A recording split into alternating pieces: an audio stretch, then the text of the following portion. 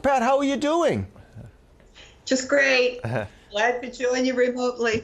See, I like it already because we need that energy, especially in today's world, and you've got a lot of it, and your job requires a lot of that as well, dealing with social justice. Tell us about your office. If ever there were a time for social justice, it is now.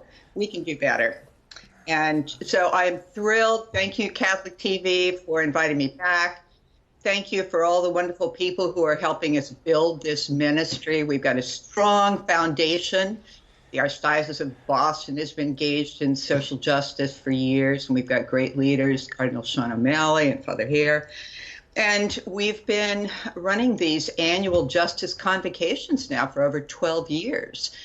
But social justice is not once a year at a convocation. It's every day, every parish.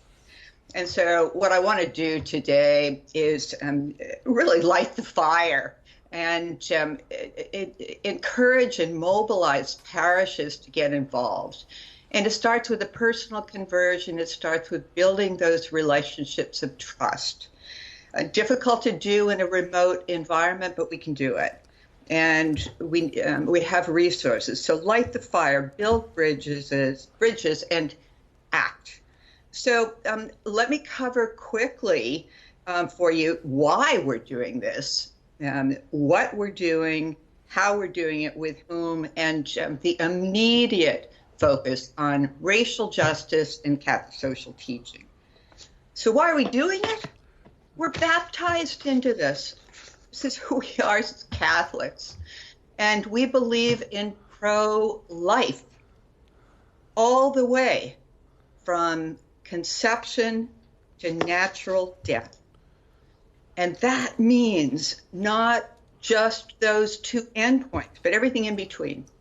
So dignity of each human being, freedom from poverty, freedom from hunger, freedom from violence and brutality, freedom from environmental toxins and homelessness, access to good quality health care for everyone, good quality education for everyone, living wages so people can afford to send their kids to school and to buy food and to live in a good house, safe working conditions, clean air and water. So across that spectrum, we are pro-life. And Pat, and then, yeah. So you mentioned, just to touch on one of those things that you mentioned, of course, this is the issue facing contemporary society. The uppermost of it right now is the racism in the minds of people. Talk about that, if you could, just maybe some of the grassroots approaches and how we can all help out in that. Absolutely. And let me commend the Black Catholic community based at St. Catherine Drexel. Father Oscar Pratt, Meyer and Beth Chambers, Lorraine Valentine, and Sister Tess Brown.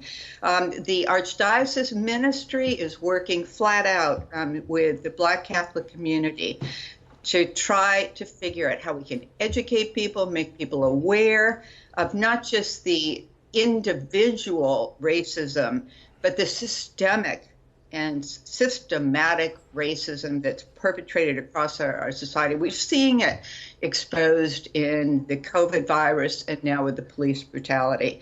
So I'm so glad you asked about it. Instead of waiting for our convocation in November for the social justice ministry, we're starting right now, working with the Black Catholic community, trying to find tangible things we can do.